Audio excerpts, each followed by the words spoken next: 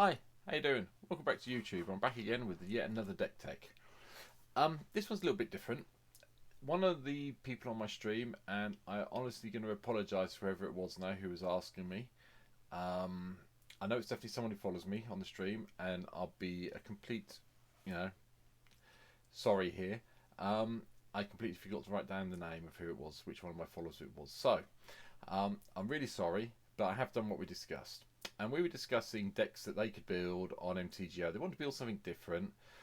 They were looking for a different colour combination they hadn't played for a while. So we got it down to green, white and blue. So Bant colours. And then we looked at creatures. What we could use as a legendary commander for those decks. And I suggested this creature. And we were going through the chat. And the person said, I don't know, this is just turning into a +1/+1 deck. So I promised that I would go away, think about it, and do a deck tech about this deck. And this is the deck, and this is the general, and you're going to see it's a little bit different to what you've probably seen before for this general. So bear with, or at least I hope it is. I have never seen this general built this way before, so bear with me and let me introduce Amarath the Lustrous. 3 green, blue and white, or white and blue I should say. Legendary dragon, 6/6. It's one of the original commanders from the original Commander Legend set. And it's flying, and whenever another permanent enters the battlefield under your control, look at the top card of your library. If it shares a card type with that permanent, you may reveal that card and put it into your hand. Now, the person who was looking at this was going, yeah, but we can do that, and it's just going to be lots of +1/+1 counters and all the rest of it. And I don't want to go down another theme, so I don't know what I'm going to do with it. So this is what I came up with. Now, like I say, this has never been tested. This is something I will be playing at some stage on the stream for a complete laugh. You can find the stream below in the show notes, so go and have a look at that. But I decided I'm going to take something a bit different with it. So, we know what the card does. So we've got Beautiful Promenade, we've got lots and lots of lands, multicolour as usual, Fable Passage, Field of the Dead, I'm pretty sure everyone's getting bored of me saying it now. Flooded Grove, some forests, some multicolour lines, Gavany Township, some islands, la-di-da-di-da. However, as you probably saw from here, a lot of this deck is colourless. It's a lot of artifacts and artifact creatures. So, for once in a while, we're playing Urza's Mind, Urza's Power Plant, Urza's Tower. Now, we will have to draw them naturally. I haven't put any search in. But we've got them in. We've also just put in some wastes. Mainly because I haven't played wastes for a while. I thought it'd be quite fun to have some in there. So, what the idea of the deck is to ramp up to Amareth here, the Lustrous, and then start casting artifacts. Now, we have a little couple of things going on in the meantime. So I'll just go through the extra bits before I look at all the different artifacts I've got here. I have put in all 9 shrines of the respective colours. I'm sure you've seen these before by now, but you've got the original 3 Hondons. Can't see the white one at the moment, but I know I put it in there. Oh, there it is, Honden of Cleansing. So the original 3 shrines going in. We've got the next lot of shrines, the Sanctum. So we've got the green one here. The blue one is here, and the white one is over here. So we've got them. So the Sanctum, the 2 blue Sanctums give us a nice bit of card draw, and the green one here gives us some mana. The green one here gives us a few blockers.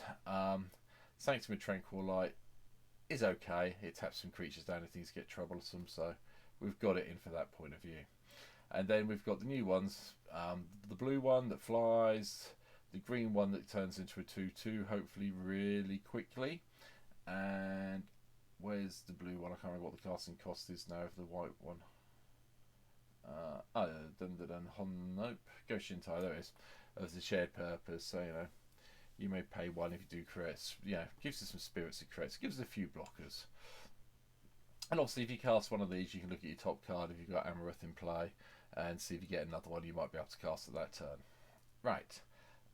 Beyond that, we've got Rampant Growth in here, Cultivates in here, and that's really kind of it for instant and sorcery ramp. Well, it's all sorcery. I've also chucked in 1 Primal Command. We might need it. It might shuffle our stuff back in if we need it to, along with spring to mind over here, so we can get one basic land and draw a couple of cards later on in the game. Not everything's coming off here, so I'll have to move it across in a second. Anyway, so then I went, right, what else works well with this? Is there anything else I think would go in this deck that's not an artifact? The only thing I came up with, Sakura Tri-Baldur, as I call it, Steve all the time. I don't know if anyone else does, but I call it Steve. And I put Lonis in. There's a few creatures that hopefully can be coming to play. We'll get a few clues via various methods, and hopefully that will help. And we've also got Quandrix Cultivator in here, just to go and find an island or a forest if we need it, and put it into our hand onto the battlefield, which will help with the mana a little bit. So that's that side of it. And then we've got the artifacts. As you can see, I've got my biggest selection of ramp cards. Tantalite, Talisman, Mana Crypt, Soul Ring. Should ramp us very quickly up to here. But then we've got some interesting things. Memnite and Ornithopter are just 0 casting cost creatures, so I figured they're artifacts. We could play one of these for 0, hopefully hit something up this end, and go off with that.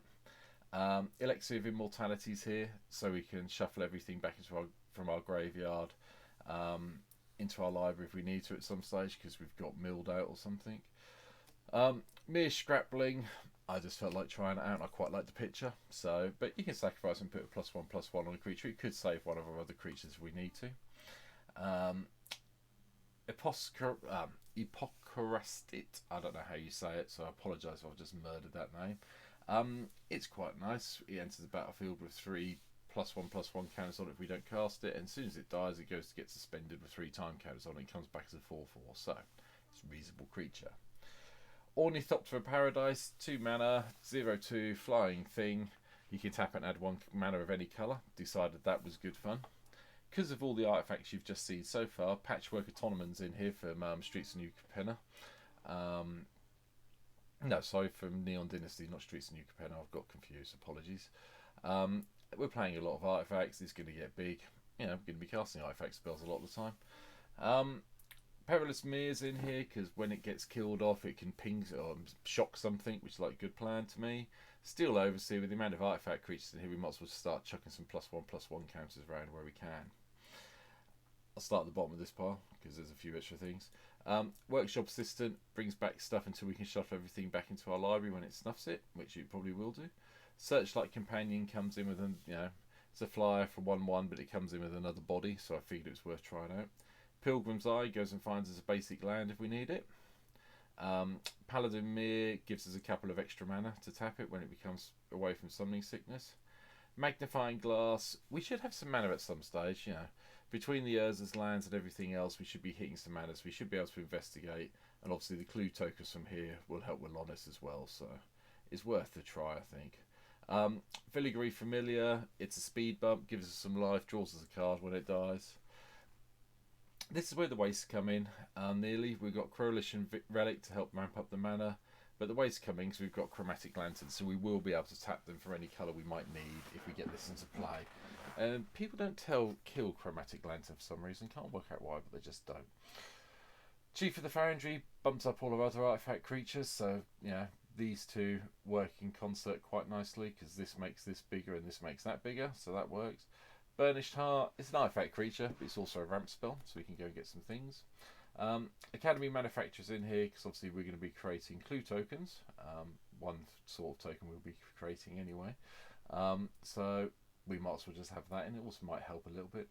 Shardless Agents here, it's a coloured artifact, but it's still an artifact creature, so I believe, if my memory serves correctly, it'll still trigger this, because it shares a permanent type with a lot of the things, so, and it cascades, so it's going to hit one of our 2-drop things or our zeros, and I'm quite happy if it hits any of these, to be perfectly honest, from that point.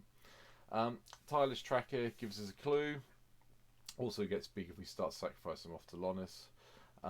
We've talked about everything here. Byway Courier, when it dies, gives us a clue as well, and the Bread Bridge Tracker enters the battlefield, you investigate, and as long as I control a token, he gets +2/+0. The other card I thought I'd drop in here is Halo Fountain. I know it's in one of the other previous deck texts I've talked about this week, but I quite like it, and I figured it gives, at the end of the day, the worst it's going to do is maybe untap our Steel Overseer, give us a little citizen tokens, we can tap this again. Not the worst plan in the world, I thought. Talked about the shrines. Set all the wreckages in here just so I've got a little bit of removal. There's not a lot of removal in this deck, but I thought I'll try to settle the wreckage out. Yes, okay. But people don't really play that many basic lands, so I'm guessing that will end up ahead with a little bit. And Solemn Simulacrum's in here because it's an artifact creature, obviously.